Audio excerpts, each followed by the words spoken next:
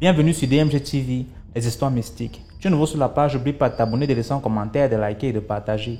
Tu veux nous raconter une histoire, il y a un numéro à l'écran, c'est le plus 237 655 81 90 17. Envoie ton histoire par note vocale et on va jouer ici sur YouTube. On poste tous les jours sur YouTube à 12h00. La chaîne YouTube c'est DMG TV. Merci beaucoup, on va déjà commencer. Sachez que ce qu'on fait c'est pour sensibiliser. N'oubliez jamais de laisser un like. Merci. Donc, première histoire. Bonsoir. En fait, je vous suis depuis un moment. Donc, j'écoute vos histoires. J'ai aussi une histoire à raconter. Une histoire qui s'est passée dans mon village. Et je vous parle là de ma cousine directe. La fille à ma tante. Disons, la fille à la grande sœur de ma maman. Voilà. Quand j'avais 3 ans, elle avait 2 ans. Donc, je ne me rappelle pas, mais tout le village connaît cette histoire. Et ma grand-mère m'a raconté. Ma mère aussi m'a raconté l'histoire. Donc, je connais vraiment très bien l'histoire. Donc, voilà. Un jour comme ça, il y avait des manœuvres qui travaillaient dans le champ de ma grand-mère. Donc, ma tante devait cuisiner à la maison et envoyer aux manœuvres. C'est comme ça que quand la nourriture est finie, elle avait sa fille de 2 ans qui dormait encore. Donc elle s'est dit, bon, elle va laisser sa fille de 2 ans aller donner la nourriture rapidement et revenir. Parce qu'il y a son frère qui est là, qui est handicapé. Lui, il ne peut pas marcher, mais il est tout le temps à la maison. Donc elle lui a dit, bon, je vais aller donner la nourriture aux manœuvres là. Et puis à mon retour, il faut t'occuper de la fille. Quand je vais rentrer tout de suite. Il a dit d'accord. Donc dès que ma tante est sortie net, la petite aussi s'est réveillée. Elle a vu sa mère partir. Elle a suivi. Donc, mon oncle là a commencé à crier que, tu vas où? Donc, il a crié à sa soeur que, ton enfant là est en train de te suivre, hein. Sachant pas que sa soeur n'avait pas entendu. Donc, lui, il s'est dit que non, sa soeur a entendu, elle va prendre l'enfant. Donc, il ne s'est pas fatigué. D'ailleurs, il ne peut même pas marcher. Donc, il n'a même pas pensé que truc. Et c'est comme ça qu'il a laissé l'enfant suivre sa mère. Déjà, ma tante ne savait pas que son enfant la suivait.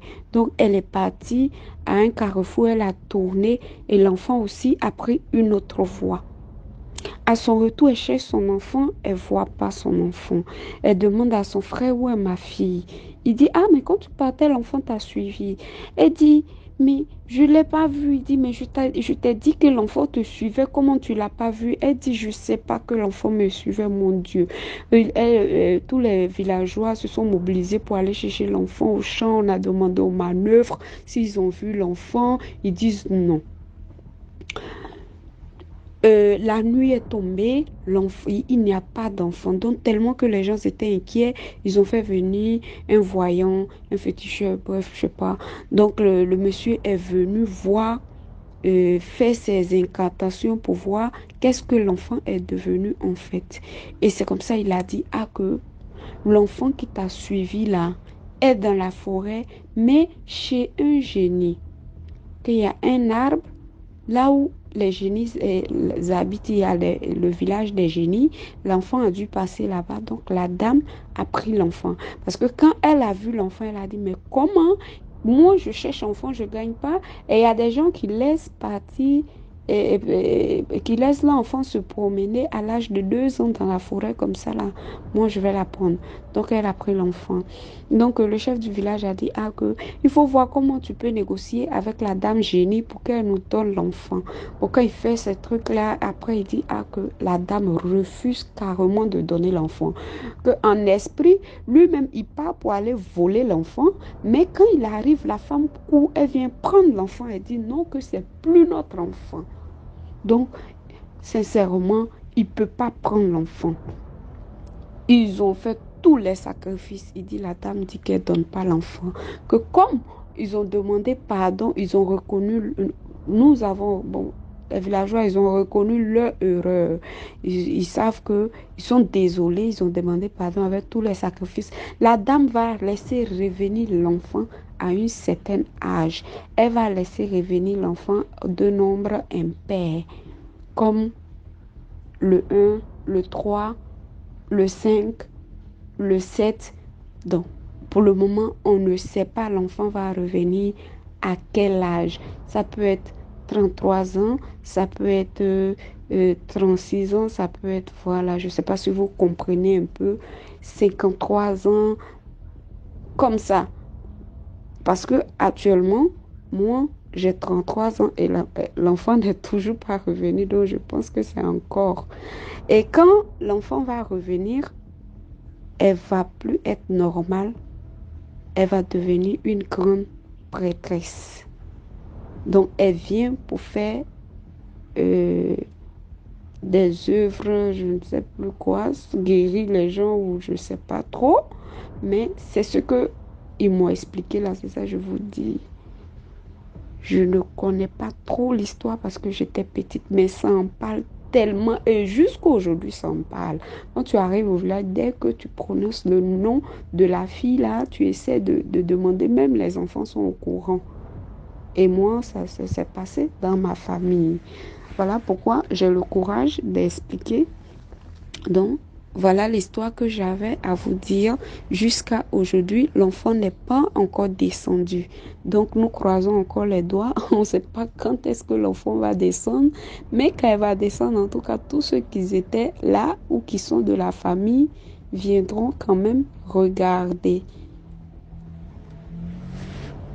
C'était l'histoire que j'avais à raconter. J'étais tellement curieuse de vous le dire parce que moi-même, quand on me raconte l'histoire là jusqu'à aujourd'hui, ça me fait peur. Mais bon, c'est les mystères de la vie, quoi. Merci beaucoup pour l'histoire. Là, on va passer à la deuxième histoire. Bonjour DMG, j'espère que tu te portes bien. La dernière fois, je t'ai fait une note vocale par rapport à mon histoire. Je vois que tu ne l'as pas publiée et tu as tout à fait raison parce que je ne l'ai pas bien raconté. Ok. Donc, je vais essayer de raconter cette histoire normalement. Donc, je vais masquer mon... Je vais masquer ma nationalité et mon prénom, du coup, parce qu'on pourra me reconnaître. Donc, depuis que je suis toute petite, je ne mets pas les parfums sur mon corps. Depuis que je suis toute petite. Et quand je mettais les parfums, peu importe les parfums aux colonnes des enfants, j'ai des boutons. J'ai des boutons qui me sortent de partout parce que j'ai mis du parfum sur ma peau.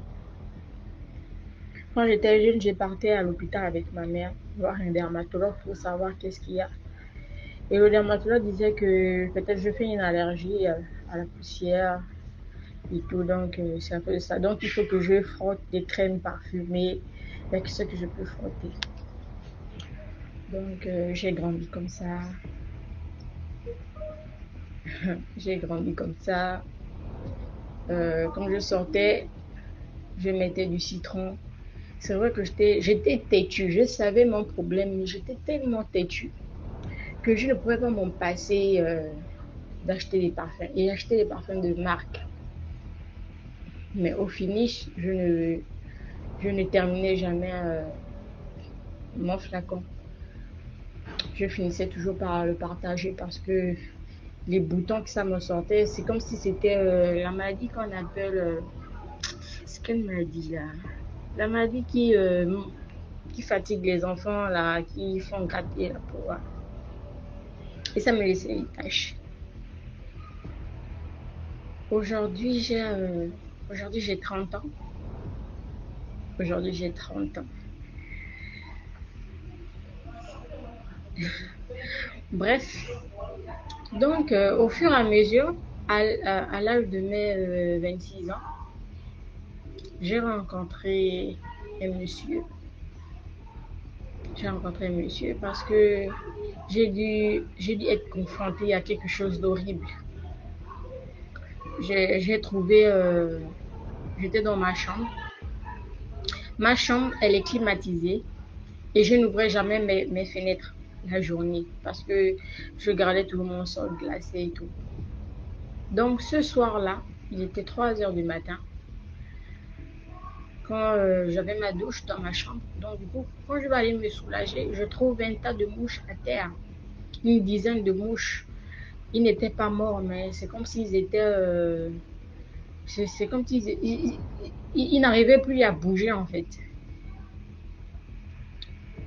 Et, et le jour suivant, non, 2 jours après, je trouve des plus grosses, vraiment DMG, des plus grosses mouches dans ma douche.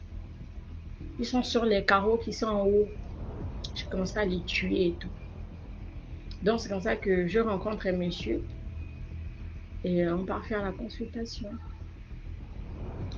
Le monsieur m'avait fait comprendre, l'esprit en question m'avait fait comprendre que les mouches que tu as vues là, ils venaient chercher mon esprit. Ils venaient chercher mon esprit. Et qu'on m'a cité dans la sorcellerie. Et forcément, c'est quelqu'un de proche. On va dire, c'est ma propre mère qui m'a cité dans ça. Bon, bref, ça c'est une autre histoire que je vais raconter. Mais dans la consultation en question, l'esprit me fait comprendre que tu n'arrives pas à mettre les parfums. Je ne lui ai rien dit, hein. Je ne lui ai rien dit. Il m'a confronté à cette situation. Il m'a dit non, tu n'arrives pas à mettre les parfums. J'ai dit oui. Il m'a dit que c'est ta propre maman qui t'a lancé cette maladie. Pour que tu ne puisses jamais mettre les parfums. Mais pourquoi? C'est là où il m'a dit, quand quelqu'un, si tu mets le parfum, si, exemple, tu mets le parfum, hein, un parfum qui sent tellement bon, et même si tu n'es pas belle et tout, l'odeur là, ça va attirer la personne va se retourner et va t'apprécier juste à cause de l'odeur que tu dégages. Bon, ça a été bref comme ça. J'ai dit ok. Donc il s'avère que le serpent de ma maman m'a piqué par les fesses. Excusez-moi du mot. S'il y a des enfants ici, il m'a piqué par les fesses. Et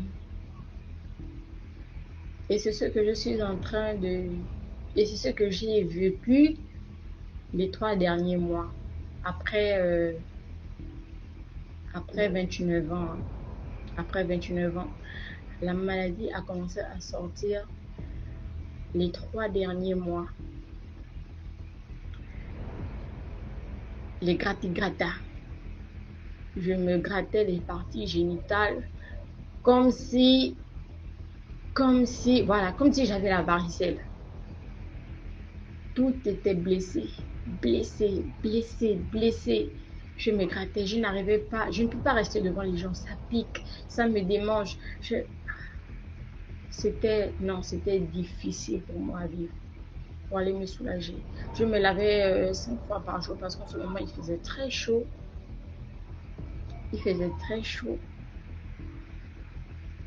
Et j'avais un ventilateur. Donc c'était pas facile pour moi de vivre ça vraiment. Le sexe me démangeait, c'était horrible. Je pleurais et il m'a dit et quand je pleurais comme ça, c'est parce que il m'avait demandé de me soigner avec les fleurs et du parfum. Des fleurs et du parfum. Donc, quand je me gratte avec force, je me blesse et ensuite je dois me soigner avec du parfum. Même j'ai la douleur que je ressentais. Je ne sais quoi dire. Je pleurais, je criais comme un bébé. Je criais comme un bébé. Mais aujourd'hui, ça va.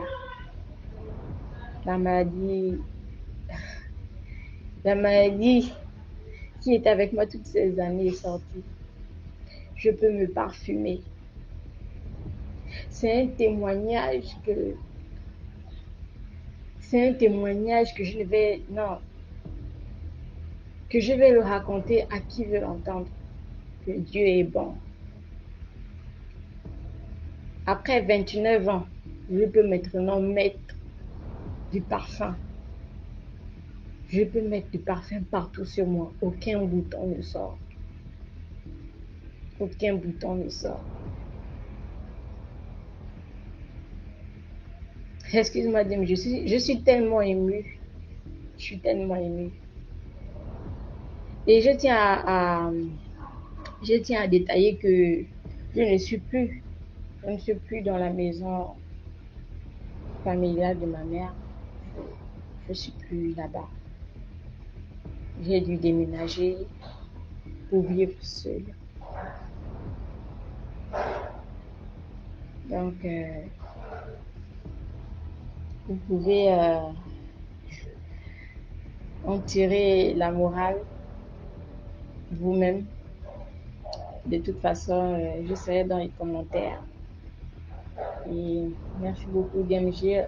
Je tiens à ce que tu partages mon histoire. Je tiens à ce que tu partages mon histoire. Merci beaucoup. Passez une très bonne journée. Merci beaucoup pour l'histoire. Maintenant, on passe à la troisième histoire. Bonsoir BMG. Que le Seigneur te bénisse et qu'il te soutienne pour le travail que tu fais. Toi aussi, c'est ta manière aussi que Dieu t'utilise pour sensibiliser le monde, pour que nous les êtres humains, on sache que ce monde que nous sommes dedans n'est pas seulement un monde physique qu'on voit, mais un monde spirituel au-delà de ce que nous-mêmes on peut imaginer. Et je vais raconter cette petite histoire. Je suis de la Côte d'Ivoire et je vis en Côte d'Ivoire. C'était quand j'étais petite, une histoire qui est arrivée dans moi-même, ma propre famille. Quand j'avais, je pense, l'âge de 9 ans et j'étais témoin. Et c'est quelque chose qui m'a marqué jusqu'à aujourd'hui. J'ai 6 enfants, mais je n'ai pas encore oublié. Et c'est quelque chose qui s'est passé dans ma famille, mon cousin. J'avais un cousin qui était un peu peut-être âgé que moi, je pense de 1 an ou de 2 ans. Et ce cousin, c'était un enfant, quand les gens sont en train de manger, il s'arrête devant eux. Et quand sa maman n'a jamais fait part même, n'a jamais grondé l'enfant, elle a trouvé ça normal. Quand les gens sont en train de manger, l'enfant va, il va s'arrêter et les gens sont obligés de lui donner. Sa maman était ma tante au fait. Et il commandait comme ça, même quand ils sont dans une voiture de transport qu'ils ne connaissent pas. Commence et elle a trouvé ça normal. Et voilà que nous, on ne savait pas ce qui s'est passé. Il a fait ça depuis, je pense que l'âge de 1 an jusqu'à ce qu'il a eu 11 ans environ. Et un jour, on était à la maison dans la cour familiale au village et les gens ont commencé à crier. Quand les gens ont commencé à crier, nous tous, on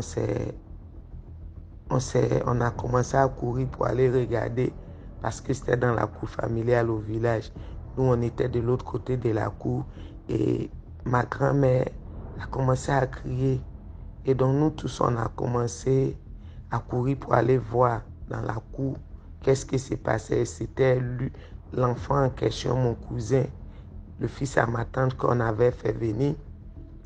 Et qu'est-ce qui s'est passé? Il paraît qu'il était bousillé, il était fracturé. Ses intestins étaient dehors. Je me souviens comme si c'était aujourd'hui. il crachait le sang dans sa bouche et il a commencé à parler. Il a commencé à parler que je suis un sorcier, que voilà, il y a un cocotier sur la route du champ et le cocotier, il y avait une rumeur qui disait que il y avait un serpent, même moi-même j'avais déjà vu le serpent. Je partais sur la route du champ pour faire mes besoins. J'avais vu ce serpent. Et moi je pensais que c'était un simple serpent, mais lui avant de mourir, il a dit que le serpent en question était le génie qui était sur le cocotier, mais lui, il est parti grimper sur le cocotier pour tenter le génie. Et le génie a voulu le piquer.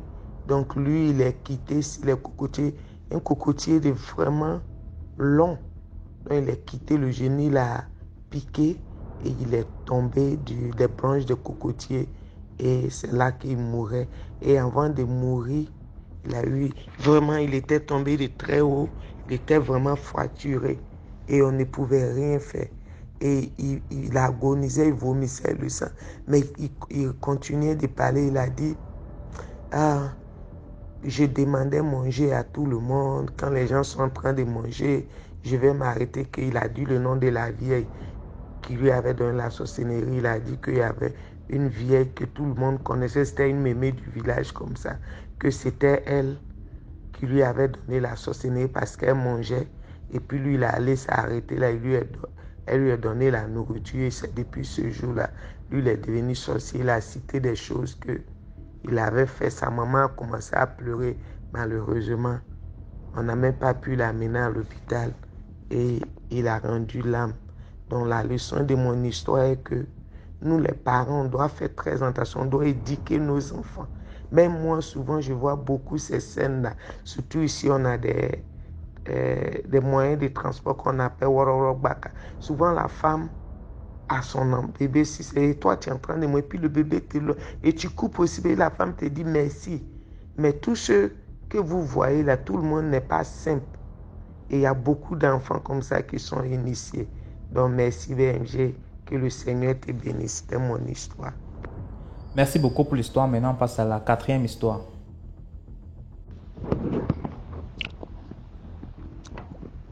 Bonjour, bonsoir, la communauté d'MG. Ça fait un bon mois que je vous suis sur les réseaux sociaux, Facebook, TikTok. Avant de dormir aussi, souvent je m'endors avec. Je mets ça me permet, ça m'édifie aussi. Bon, j'ai une histoire qui s'est passée chez nous ici au Congo. Je préfère taire la ville. Bon, il s'agit d'un docteur renommé de ce pays. Il vivait dans un quartier. Et dans ce quartier-là, il y avait un papa retraité qui construisait sa maison. Mais par manque de moyens, il n'avait pas pu finir sa maison. Maintenant, le docteur, là, chaque fois, lui disait, ah, mais ça, tu vas pas finir de construire la maison, qu'est-ce qui manque? Et le papa retraité lui dit que non, moi, je suis à la retraite, j'ai plus les moyens. Vu que la décompte finale aussi qu'on m'a donné, ça m'a pas permis de finir, tu sais, la vie, vivre au Congo. Ah bon, c'est ok. Et le docteur lui dit que bon, je vais t'aider. Et le docteur aussi a commencé à l'aider, Vu que il a ses moyens, de temps en temps, il part en Europe. Quand il rentre de ce voyage, il amène aussi le papa, il lui amène les cadeaux, les vêtements, les parfums, des petits trucs. Il dépanne aussi. Ah, sa femme aussi. Et la femme du monsieur retraité lui demande, est-ce que tout ce qu'il fait pour nous là, il nous aide à finir notre maison, est-ce qu'il le fait gratuitement? Le monsieur dit oui, c'est vraiment, vu qu'il a beaucoup d'argent, il a un bon cœur, c'est tout. Ok, c'est bon. Il continue à bénéficier des faveurs du monsieur. Jusqu'à un jour, le monsieur rentre encore d'un voyage en Europe. Il lui amène des vêtements. Il lui dit bon, les vêtements que je t'ai emmenés là, j'aimerais que je puisse les mettre. Je t'invite ce soir dans un hôtel de la place. On pourra causer autour d'un pot et échanger. Ok, le monsieur dit, informe aussi sa femme. Sa femme lui dit ok, pas de problème. Tu peux aller. Et le monsieur aussi a répondu au rendez-vous du docteur. Arrivé là où ils se sont fixés au rendez-vous, ils se sont vus avec le docteur. Le docteur était accompagné avec des hommes autour de la table. Ils ont commencé à boire, commander à boire, manger, boire, ça discutait. Du tout à coup, deux personnes s'élèvent de deux. Il avait vu qu'il n'y avait que des hommes. 2 à 2, commencent à rentrer moi on vous laisse, ok on vous laisse. Subitement il se retrouve le docteur et le papa retraité. Le papa retraité continue à boire et le docteur lui dit non, fais vite. Fini de boire, on doit se déplacer. Se déplacer comment? On a déjà trop vu, moi si le retraité lui dit que non, moi c'est déjà vu, je peux plus continuer à trop boire. Le docteur lui dit ok c'est bon. On finit ta bouteille, après on rentre. On peut aller se reposer. Le retraité dit comment ça se reposer? Je dis non, fini. J'ai réservé une chambre là-bas, on doit passer le bon moment. Un bon moment comme ça. Qu'est-ce que tu dis là? Oh non, tu n'as pas vu que là on était là avec des hommes? 2 à 2, non? Oui. Ils sont rentrés, non? Oui. Tu sais là où ils sont partis? Tous ont déjà réservé des chambres d'hôtel. De tout là, tel qu'on était, on était ici, on était en couple. Le vieux retraité dit quoi en couple? Comment ça en couple? Tout le monde en couple, oui. C'est comment ça se chamailler là. Il a dit oh, mais les habits que tu as ramenés de l'Europe là, ce que tu as mis là, c'est pour notre mariage. Après, vu qu'on a célébré notre mariage, on a bu, on a mangé. On doit rentrer se reposer et faire la nuit de miel de notre mariage. C'est comme ça se chamaille le papa. Il est rentré. Le papa retraitera, il est allé chez le docteur, il est rentré chez lui, il a expliqué ça à sa femme et à ses enfants. Vu qu'ils n'habitaient pas trop loin du quartier, ils ont commencé à se chamailler. Le quartier. Oh non, ça a ramené des discutes au quartier, ils se chamaillaient souvent. Donc juste pour vous dire que non, dans la vie là, sur cette terre là, il n'y a rien pour rien. Tu veux voir une personne qui t'aide, mais il a toujours dans un coin de sa tête il veut toujours avoir quelque chose en retour. Et le papa retraité avait trouvé bon. Selon lui, il voyait que non. Vu que le docteur a déjà beaucoup d'argent, il est renommé, il est aidé. Alors que lui, il avait quelque chose, il avait des idées cachées dans sa tête qu'il souhaitait réaliser. C'était tout.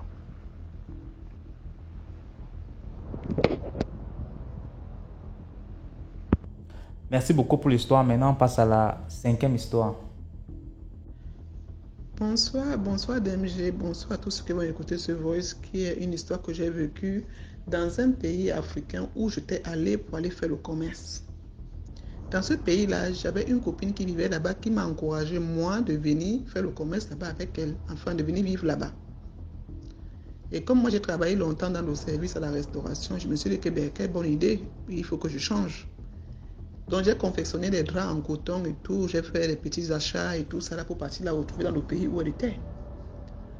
En arrivant là-bas, 1 semaine, 2 semaines, la fille me demande de sortir de sa maison parce qu'elle va m'héberger plus de 2 semaines. Juste pourquoi?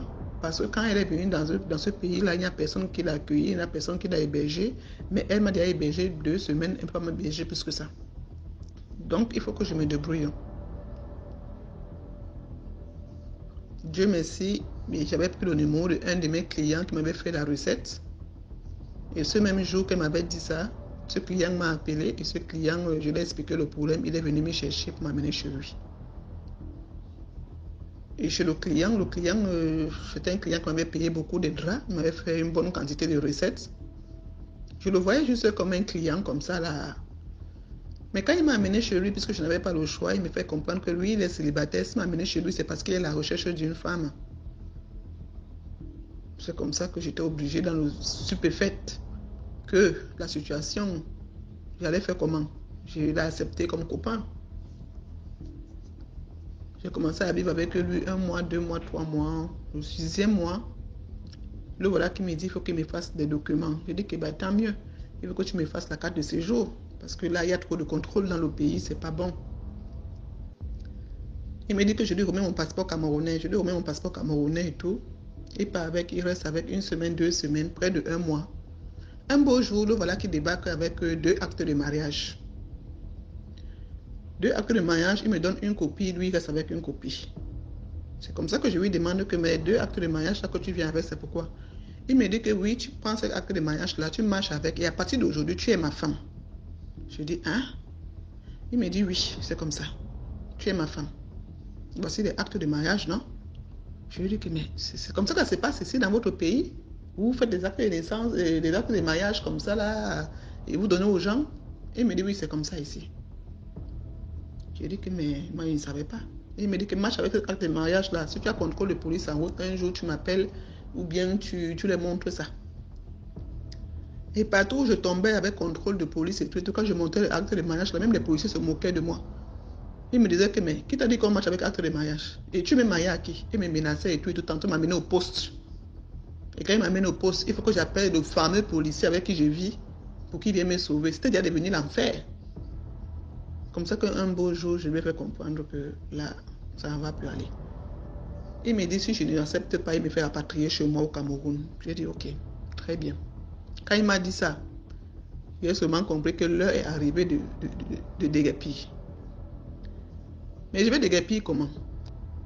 Il fallait que je trouve une copine qui me ressemble, qui a le même allure, la même façon de voir les choses. Quand je dis ressembler, c'est dans ce sens. Hein. Qui a le même allure que moi, même manière de penser, de visionner les choses, d'être une aventurière, quoi, vous voyez. J'ai marché dans le quartier, je ne trouvais pas une fille qui me ressemblait. Un beau jour, bim, je tombe sur une qui me ressemble trait pour trait. Même la façon que je parlais pareil. Ma façon de réfléchir, réfléchissait pareil. C'est-à-dire, elle était comme ma jumelle. J'ai dit que c'est celle-ci qu'il me faut comme copine. Je l'ai choisie. Un beau jour, là, voilà, qui m'appelle, me fait comprendre qu'elle est à l'ambassade du Cameroun, elle fait la réunion là-bas les dimanches, que je l'accompagne. J'ai dit, mais voilà, j'ai pas mal choisi. Il fallait une qui bouge. C'est comme ça qu'elle a commencé à bouger avec moi, m'amener en ville. En même temps, je connaissais déjà les noms des quartiers. En même temps, je connaissais l'ambassade du Cameroun. En même temps, je connaissais déjà les restaurants africains et tout. Ah, c'était bien. Le policier là, a commencé à suivre ma copine là derrière qui ne veut plus la voir avec moi. Partout, il a envoyé la pourchasser. Et moi, il m'interdisait que je ne veux plus te voir avec cette fille. J'ai dit, c'était quoi comme ça? C'est comme ça qu'un beau jour, ma copine a bien me dit, elle a vu une plaque, chambre à louer, chambre moderne à louer. Je lui ai dit que, Je lui ai dit que si tu pars encore en ville, va là-bas, tu te renseignes du prix et tout. Comme ça que la fille, elle est partie, elle s'est renseignée, 75 000 francs, il y a douche dedans et tout. Il y a douche et toilette dedans, mais il n'y a pas la cuisine, premier étage. Je lui ai dit que c'est ça qu'il me faut. Comme ça qu'on a fait le plan. Quand le monsieur policier est parti le matin au travail, j'ai appelé ma copine, on est parti, on a payé la chambre là. 3 mois. Après, il a pris les clés, il se rentré chez moi. Quand il se rentré, il y avait les clés de la maison là-bas. Il voyait le policier là, comme ça, il le regardait sur moi avec mes yeux, comme ça, que celui-ci, bientôt, il va avoir la poussière dans sa maison. Comme ça qu'un beau jour, bim, quand il est parti, il a envoyé la petite ménagère là, qui va chercher au taxi. Petite ménagère est partie. Elle ne revient pas. Je suis sorti moi-même pour aller chercher mon taxi. À peine que je sors dehors comme ça, c'est un taximan qui est en train de passer devant moi, je le stoppe. Je porte mes 2 valises, je mets dedans le tassement centre. Avant qu'on arrive au premier carrefour, le policier avait commencé à m'accélérer au téléphone. Je vais te montrer. Je vais te montrer. Vous les Camerounais là, comme vous pensez que vous avez la grosse tête, vous venez dans les pays des gens, vous pensez que vous êtes plus intelligent que tout le monde. Je vais te retrouver. Je vais te rapatrier dans ton pays, ADMG. Quand je suis parti là-bas, c'est lui qui m'avait fait venir dans ce pays-là. Je suis resté 6 mois avec lui, ce n'était pas suffisant. C'était quoi comme ça, avec faux acte de mariage? Non, on peut faire ça? C'est comme ça que je suis parti. Partout où je le croisais, un de ses frères, on me menaçait toujours. On me menaçait. Et du fait qu'on me menaçait maintenant, j'ai commencé à faire un vœu. Le vœu que j'ai eu à faire, c'est que il faut que Dieu... J'ai trouvé le travail. J'ai trouvé un boulot dans un restaurant. Un restaurant plus hôtel. Comme c'était mon domaine du service, non, j'ai cherché le travail du service. Mais en face, ma position était juste dehors à l'accueil, parce qu'il faisait l'accueil dans cet hôtel-là. J'étais dehors, donc je pouvais voir le dehors, le décor du dehors, de l'extérieur. Alors que mes autres collègues étaient dedans, pointés sur les côtés des tables pour attendre des clients là-bas. Moi, j'étais dehors, ils pouvaient circuler, ils pouvaient causer avec des gens. C'est comme ça que je vois une étoile filante qui passe fine. Je cours au goudron, je fais un vœu. Le vœu était quoi? Je voulais que Dieu m'envoie une personne supérieure au policier pour que ce policier, ce petit policier-là ne me menace plus. Parce qu'il me menaçait, il me cherchait partout. Il me menaçait qu'il faut monter un coup pour me rapatrier au Cameroun. J'en avais déjà marre de ces menaces. Ou c'était lui qui me menaçait, ou bien un de ses frères, un de ses cousins que je croisais me menaçait toujours. J'ai fait le vœu une fois, j'ai fait le vœu 2 fois. J'ai dit la même chose 2 fois. Mais la 3e fois que j'ai fait le vœu, je n'ai plus dit la même chose. Ce que j'ai dit, le 3e vœu, quand j'ai vu la 3e étoile filante, le 3e vœu avait changé. Le 3e vœu était vraiment profond, qui venait très profond de mon cœur.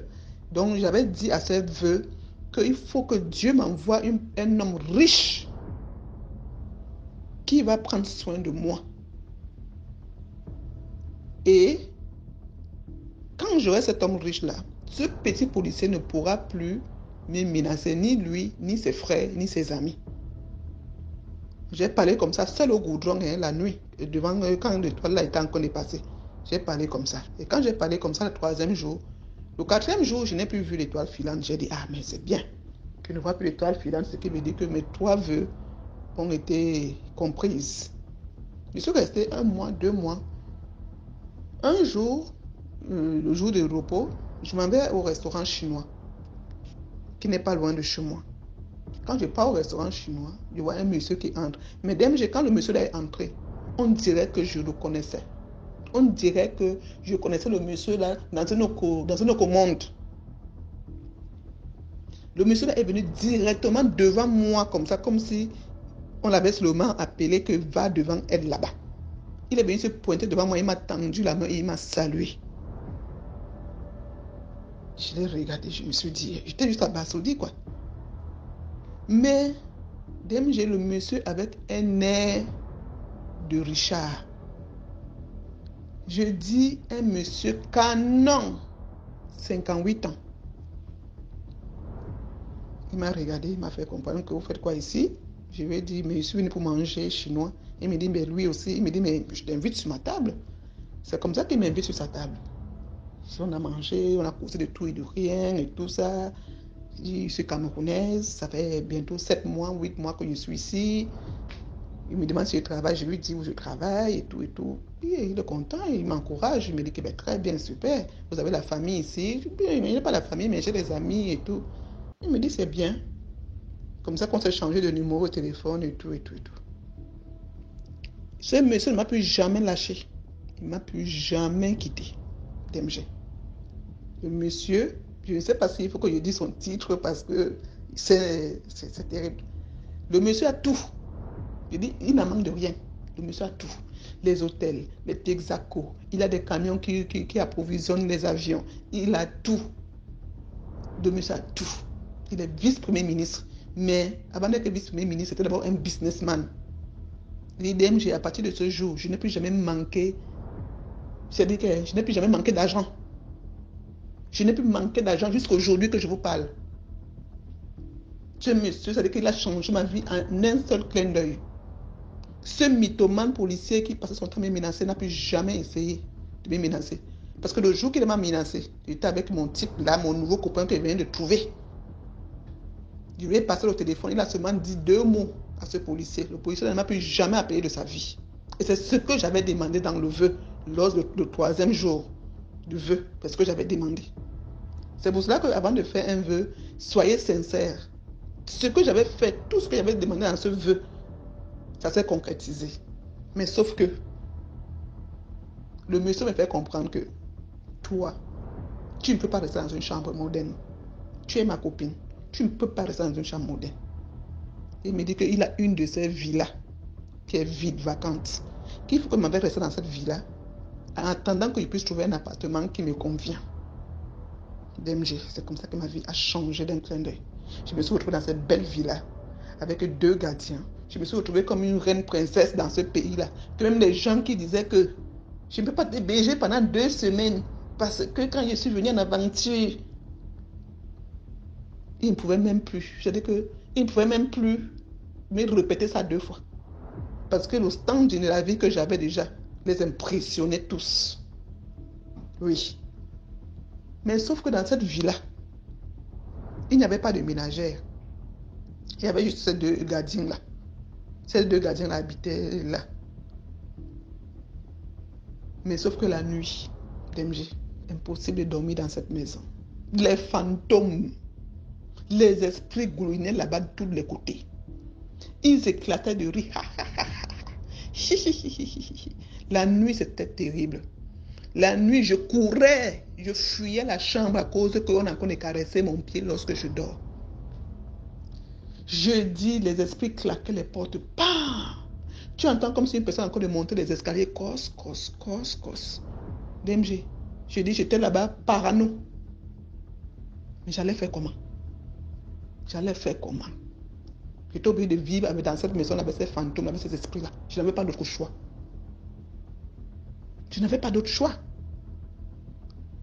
Donc, j'ai fait 1 semaine dans la maison.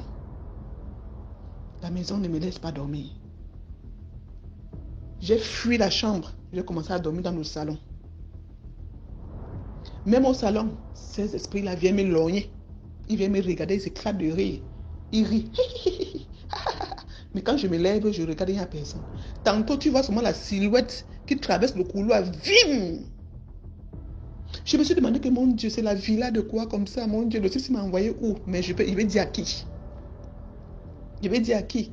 Quand j'appelais une amie, une copine qui vient rester ici avec moi, tu peux même habiter ici avec moi. Quand elle vient finir de manger ma nourriture, boire toute ma boisson, elle me dit que maman, quand elle va seulement 19h, elle porte seulement son sac. Maman, pardon, je m'en vais à ta maison.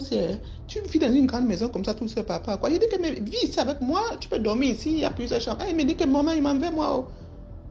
Je n'ai pas le choix, il va aller où? Il faut que je reste dans cette vie-là. Il fallait que je reste dedans. Oui, il fallait que je reste là. Donc, finalement, 2 semaines, les esprits ne me laissent pas dormir. Ils couraient de partout. Ils claquaient les portes. Tu as encore dormi, un petit sommeil va te prendre comme ça, quelqu'un est en train de secouer ton pied. Quand tu ouvres les yeux comme ça, tu vois comme si une silhouette est en train de quitter de la chambre pour partir dans le salon, le couloir. Ouais. C'est comme ça que je me suis demandé que, mais qu'est-ce que c'est ça?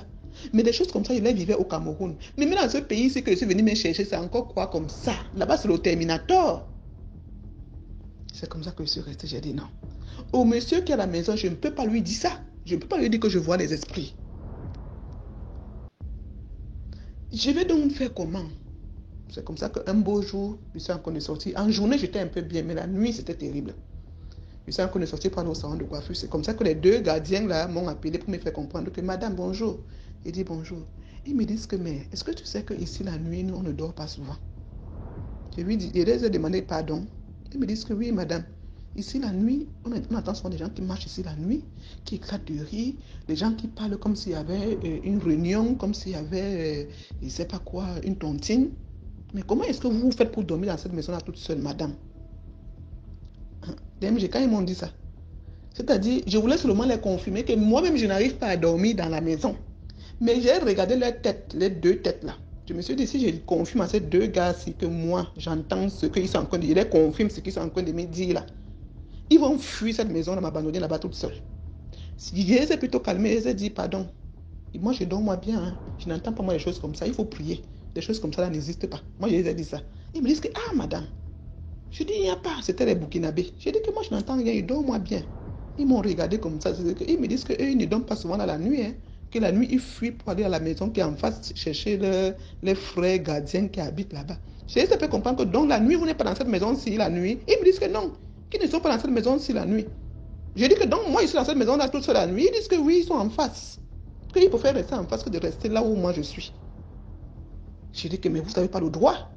Vous n'avez pas le droit de fuir la maison pour aller rester là-bas en face.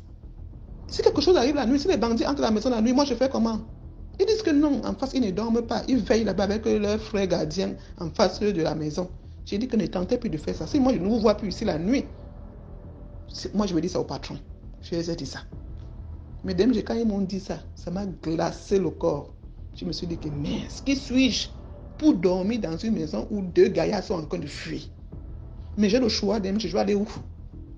Quand je sors comme ça dehors, quand je rentre dans la maison, à partir de 17h, Terminator, tu entends seulement la cuisine, pingring, pangarang. Tu peux regarder, rien n'est tombé par terre. Les escaliers, tu entends cos. Personne, je suis seul. Tantôt, tu entends comme si une personne a ouvert la douche, une personne a encore se doucher. Tantôt, c'est la fenêtre qui s'ouvre. Oui, moi. Non, la maison m'a traumatisé. Mais un beau jour, je me suis levé. J'ai dit aujourd'hui stop. Quand j'ai fait 2 semaines, j'ai dit aujourd'hui stop. Ce qui m'a fait prendre cette décision, c'est quoi? C'est qu'il fallait que je résiste face à ces esprits. Il fallait que je résiste, DMG. Parce que là, le monsieur, c'était un monsieur qui me plaisait beaucoup. Je ne pouvais en aucun cas lui dire que sa maison est hantée, ou sa maison a les esprits, ou il y a les fantômes qui habitent dedans. Je ne pouvais pas. Je n'ai pas envie de lui faire peur, effrayer. Donc du coup, il fallait que je fasse tout et tout pour rester dans cette maison. Oui, et pour qu'il soit fier de moi. Voilà. Donc un beau jour, comme moi j'avais fui la chambre, je suis partie dormir au salon. Quand je dors au salon, je vois dans mon sommeil, quand un petit sommeil fait me prendre comme ça, je vois une dame colosse, elle a au moins 2 mètres, balèze, avec une belle peau brillante. Elle n'est pas noire, elle n'est pas blanche. Elle a juste une couleur, elle n'est pas métisse non plus. Elle est juste claire de peau. Mais la femme me regardait avec un air bizarre. Elle était habillée d'abord bizarrement avec des trucs blancs comme caroulet qu'elle avait mis sur elle partout. Elle attachait le pagne. Avec les misangas, les bracelets bizarres sur elle, sur la tête, sur le corps, sur les reins et tout, sur les mains, sur les pieds. Mais elle me regardait avec un air sévère dans mon sommeil. Elle me regardait avec un air sévère. Comment je dormais au salon. J'avais fui la chambre. Première nuit, j'ai vu la femme balèze. Je me suis levé le lendemain, je fais mon ménage tranquillement, j'ai mis ma musique, moi, et tout. Je ne travaillais pas. Tu viens d'arriver, il n'avait même plus de commerce. J'étais là, mon gars me sponsorisait, me remettait 250 000 francs par semaine. Je voyageais comme je voulais. Il prenait les avions comme le taxi. Là où il partait, je le suivais en avion. Mais quand je reviens dans la maison, l'enfer. Deuxième nuit, je dors. Femme balèze apparaît. Elle me regarde avec un air sévère. Comme si elle avait m'assommer, quoi. Donc, c'est le genre de femme, c'est assomme même. Tu as pu te lever. Troisième nuit, elle a marqué un pas pour s'approcher de moi. Parce qu'avant, je la voyais de loin. Elle s'est rapprochée de moi d'un pas. Quatrième nuit, elle a changé de position.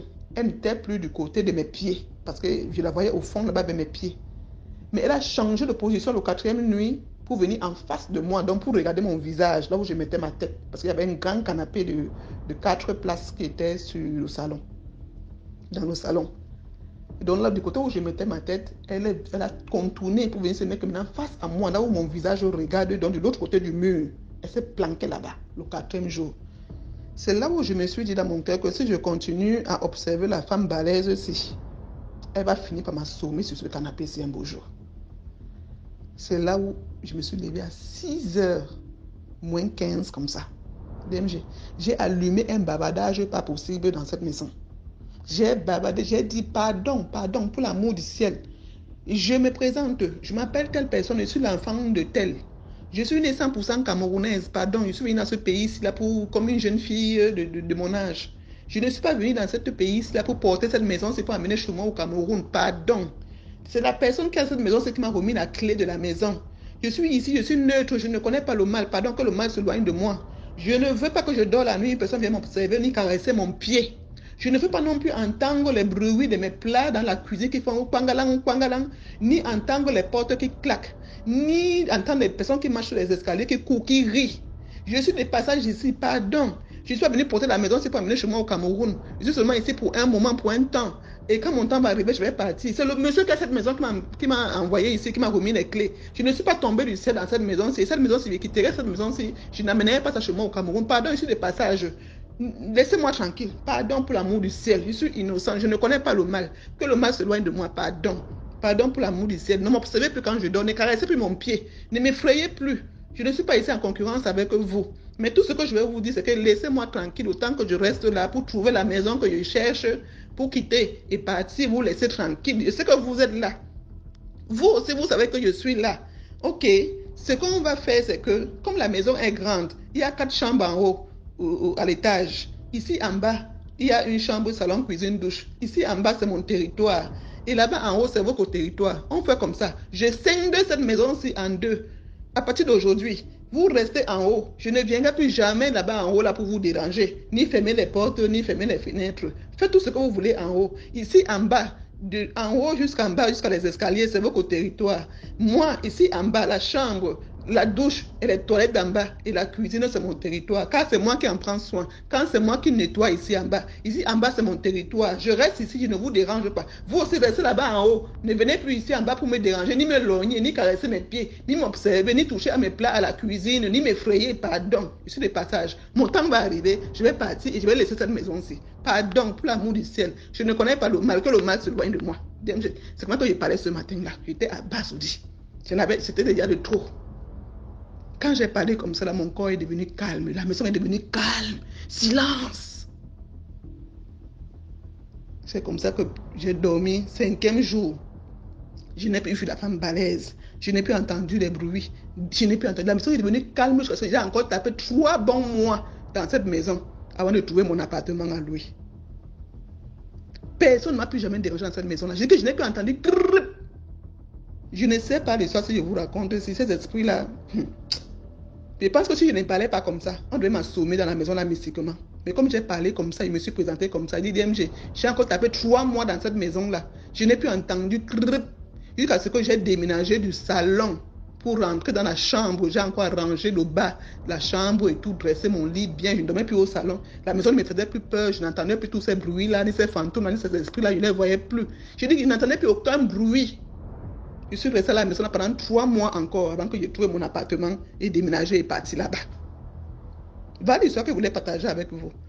Comme pour vous faire comprendre aussi que même les esprits ont les oreilles. Ils comprennent les situations.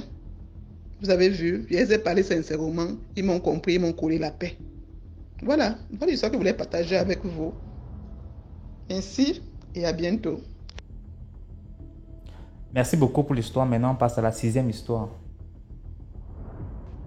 Alors, bonsoir la communauté DMG, bonsoir à toi. Je ne sais pas si on doit t'appeler DMG, mais voilà, je te dis bonsoir. Et je suis très contente aujourd'hui de pouvoir partager mon histoire. J'espère qu'elle va être utile pour ceux qui viennent d'arriver. Partager, liker, commenter, partager surtout parce que c'est très important. Moi, je pense que je suis la chaîne depuis peut-être 5 ou 6 mois. Et elle me permet en fait de comprendre plein de choses qui sont dans ce monde, des choses que j'ignorais, des choses que je voulais ignorer aussi, et des choses que j'acceptais pas forcément, donc qui touchent le rationnel. Mais il faut comprendre que le monde n'est pas seulement fait de rationnel. J'ai pas donc trop m'étaler. Et l'histoire que je veux vous raconter, donc vous partager, c'est une histoire que j'ai vécue. Et en fait, c'est après avoir écouté toutes vos histoires, donc que j'ai quand même pu dire que c'est vrai. C'est vraiment vrai. Donc, je suis sénégalaise. Et cette histoire m'a retrouvée au Sénégal. J'avais peut-être entre 10-12 ans. allant dans ce sens. Donc, alors il y a eu un matin où, pendant les vacances, en fait, pendant l'été, on allait tous, j'ai bugué, on allait tous chez une tante à moi, donc de la famille, une tante à moi, et on s'occupait de la maison. Bien vrai qu'on passait très bien nos vacances, mais on s'occupait de la maison. Donc la plus grande de mes cousines faisait souvent à manger, etc. D'ailleurs, elle faisait très très bien à manger. Donc un matin, je me suis réveillée un peu plus tôt que les autres. J'ai pris mon petit déjeuner toute seule. Et ensuite, ma cousine est descendue pour dire qu'elle est descendue au rez-de-chaussée pour dire qu'elle allait faire le marché. Elle allait acheter de la viande, voilà. Et donc, tout bonnement, moi, je me suis dit, bah, cool, bah, je t'accompagne. En gros, allons-y. Donc, il était dans les environs de 11h, 10h. Voilà, comme ça. Donc, on marche parce que c'était pas trop loin. On est parti dans une boucherie près d'une école. Voilà, près d'une école en tout cas. Enfin bref. Donc on a marché, on est parti tranquillement. Et quand on est arrivé en fait à la boucherie, il y avait tellement de gens. Et moi, il faut savoir que depuis toute petite, vous savez, il y a ces enfants qu'on remarque tout le temps parce que voilà, elles ont des joues, enfin des petites filles toutes mignonnes, avec des joues, etc., des cheveux et tout. Donc moi, j'arrive avec une robe, j'ai habillée en robe, etc.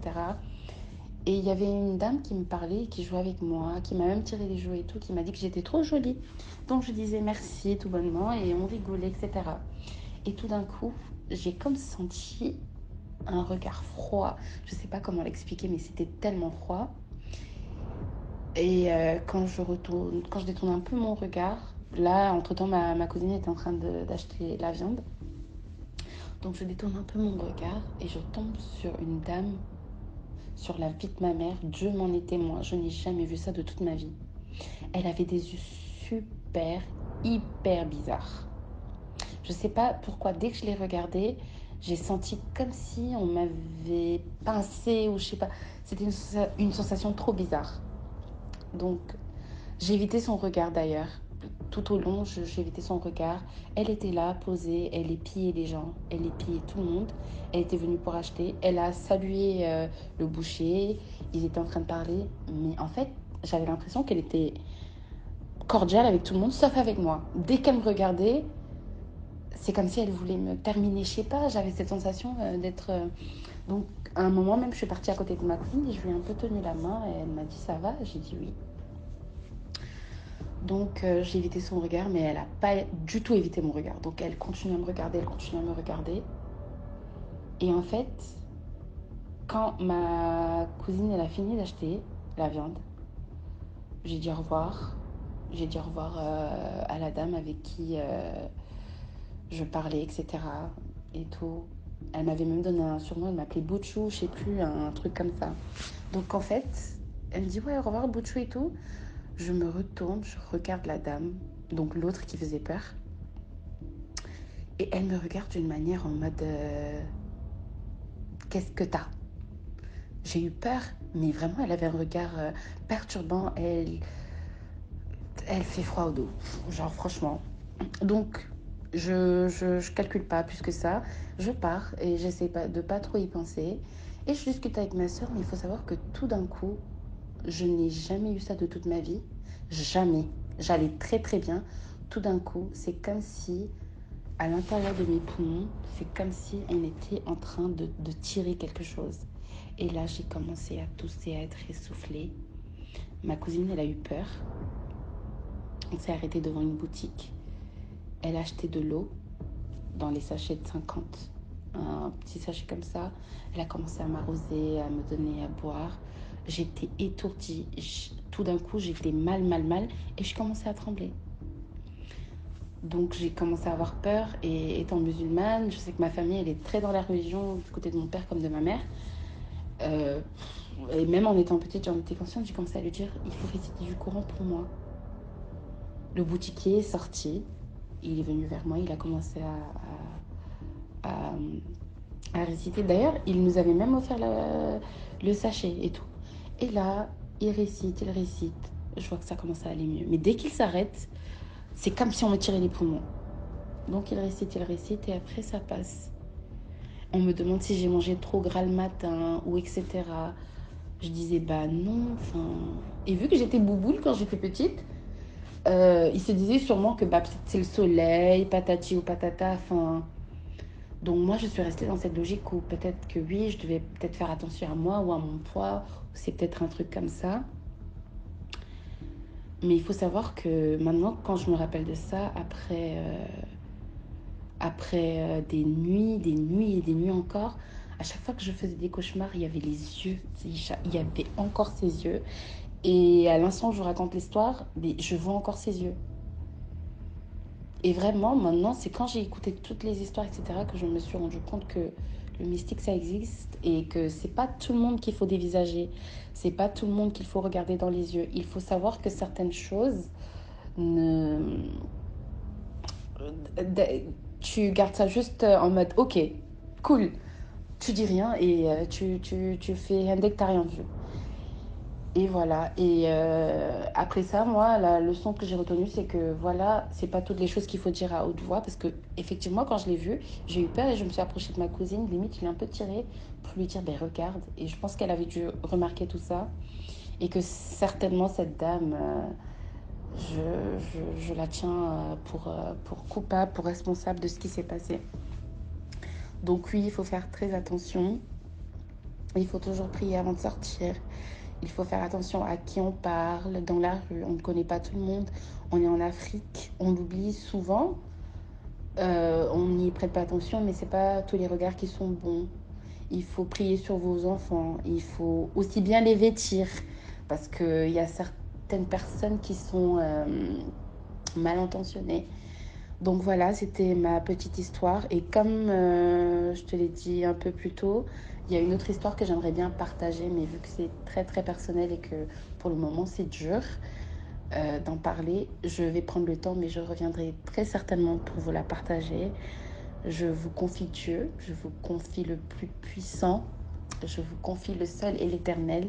Que Dieu fasse du bien dans nos vies, que Dieu nous protège nos familles. Et voilà, et c'est un très bon travail, c'est un très bon concept. Merci de nous permettre de pouvoir parler de nos histoires. Ça fait peur, mais ça apprend. Donc voilà. Et partagez, likez, activez la cloche de notification. Bisous. Merci. Voilà, c'était tout pour aujourd'hui. J'espère que vous avez aimé la vidéo. Connectez-vous sur la deuxième chaîne YouTube à 15h00 pour une nouvelle histoire. Merci, portez-vous bien, passez une très bonne soirée. Voilà, ciao, à demain à 12h pour une nouvelle vidéo.